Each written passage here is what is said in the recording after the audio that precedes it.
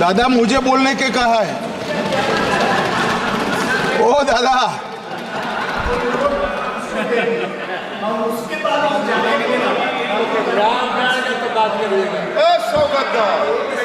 सौगतदा बैठ जाइए, प्लीज बैठ जाइए। माननीय गृह मंत्री प्लीज प्लीज प्लीज। मैंने उनको हिंदी में बोलने के लिए कहा दादा, प्लीज प्लीज, और कुछ नहीं कहा है। Please please please please. माननीय अध्यक्ष जी, कल भी और आज भी मेरे साथी नित्यानंद राय जी ने गृह विभाग की ओर से एक अधिकृत लिखित स्थिति के बारे में ब्यौरा इस सदन के पटल पर रखा है,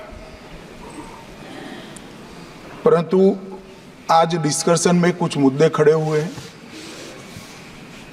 उसका मेरे पास जो सूचनाएं हैं, इंफॉर्मेशन है, वो सदन को और सदन के माध्यम से पूरे देश को साझा करने के लिए मैं आपकी अनुमति से खड़ा हुआ हूं। मान्यवर, सबसे पहले तो मैं एक दुखद आपदा में जिन जिन लोगों ने अपने स्वजन गंवाए हैं, जो लोग अभी लापता है, जबरदस्त ट्रॉमा में जी रहे हैं, और जो इंजर्ड हुए हैं, वो सभी के प्रति मैं हृदय से मेरी संवेदना व्यक्त करना चाहता हूं। अध्यक्ष महोदय, एक बात मैं सबसे पहले स्पष्ट कर देना चाहता हूं कि आपदा के इस समय में चाहे भारत सरकार हो, चाहे पॉलिटिकल पार्टीज हो, समय है केरल की सरकार और केरल की जनता और विशेषकर वायनाड के लोगों के साथ चट्टान की तरह खड़ा रहने का, और इसमें नरेंद्र मोदी सरकार कटिबद्ध है। और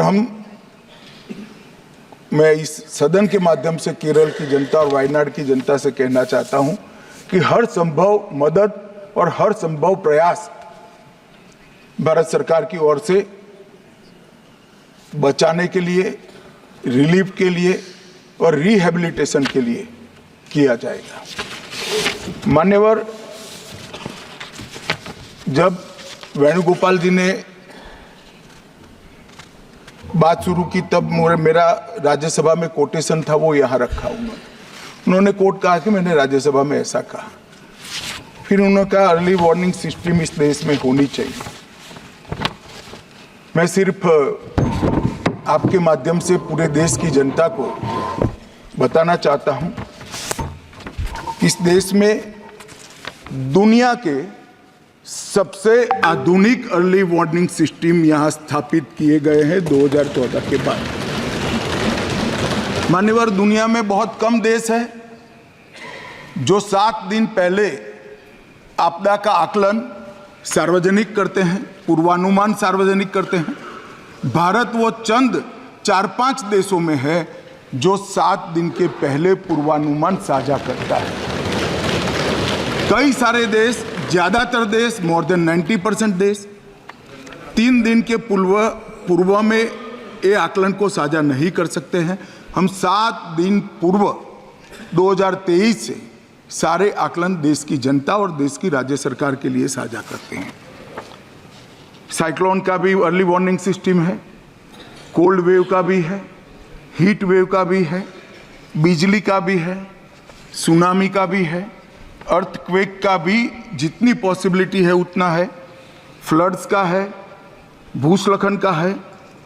कई प्रकार के अर्ली वार्निंग सिस्टम 323 करोड़ और 2000 करोड़ कुल मिलाकर 2300 करोड़ के खर्चे से देश की जनता की सुरक्षा के लिए एस्टैब्लिश किए गए हैं। फिर बशीर साहब ने कहा तो क्या हुआ? मान्यवर, जब तक हम डिजास्टर मैनेजमेंट का सवाल है और लोगों को बचाने का सवाल है, मैं कह सकता हूं 2014 के पहले इस देश में आपदा का रिस्पॉन्स करने का एक ही तरीका था, एक ही डायमेंशन था, वो बचाव का, मतलब रिलीफ एंड रिहेबिलिटेशन। आपदा आने के बाद सबको मदद करो और पुनर्वसन करो। नरेंद्र मोदी आने के बाद, देश के प्रधानमंत्री बनने के बाद इसमें बचाव का एंगल हुआ कि एडवांस में ही तैयारी ऐसे करो कि जिससे किसी की जान न जाए और जीरो कैजुअलिटी अप्रोच। मानवर पर्टिकुलर एक किस्से में हमने हर बृहस्पतिवार को हम अगले पखवाड़े का जो पॉसिबल, वो इतना सटीक नहीं होता है मगर पूर्वानुमान देते हैं। 18 जुलाई को ही पूर्वानुमान दिया था कि केरल के पश्चिम तट के क्षेत्र में सामान्य से ज़्यादा वर्षा होगी।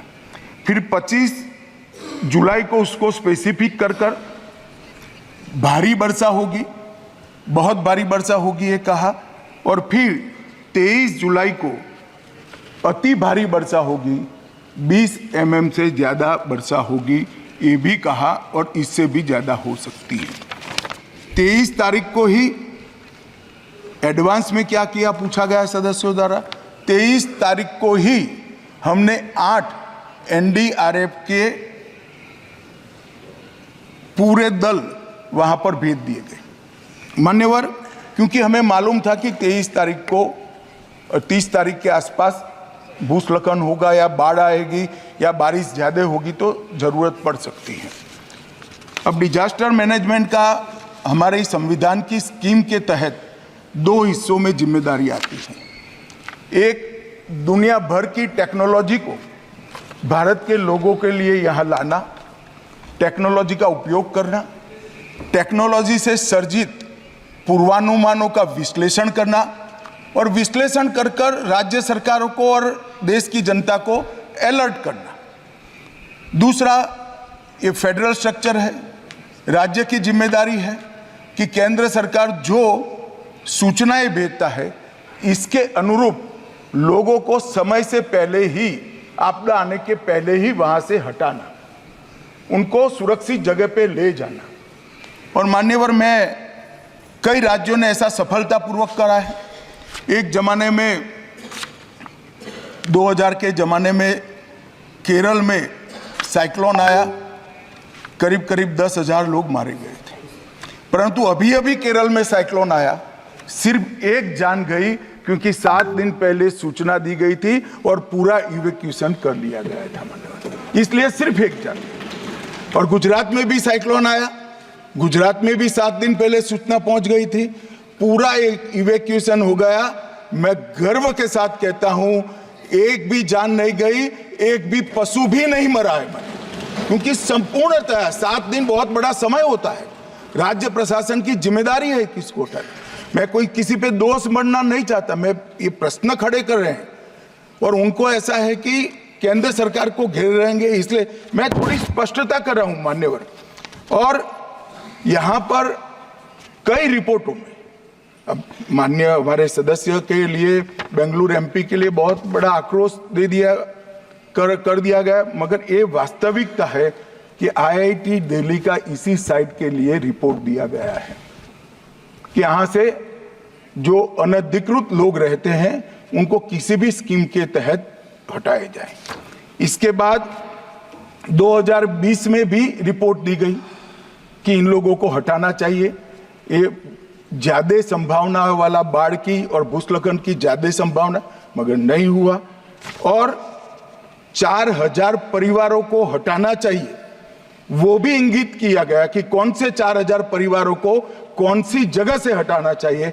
और मान्यवर, मुझे बोलते हुए बड़ा दुख हो रहा है, यही जो दुर्भाग्यवासी लोग हैं जिनके लिए पहले से सूचना 6 साल पहले दी गई है कि इनको हटा लीजिए वरना ये रिस्क में है।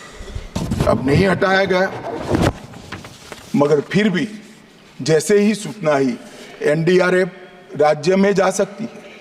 NDRF को लगाने का काम कलेक्टर के ऑर्डर से ही होता है। जैसे ही कलेक्टर ने सुबह 4 बजे हमें ग्रीन सिग्नल दिया, हम पहुंचे, लोगों को बचाया।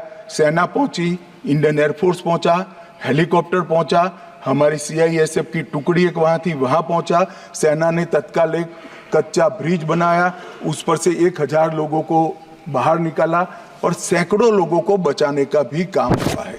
मगर कुछ दुर्भाग्यशाली लोग थे जिनको हम नहीं बचा पाए, इसका हम सबको नुकसान, हम सबको दर्द भी है, दुख भी है और नुकसान हमें झेलना पड़ा है, उनके परिवारों को भी झेलना पड़ा है।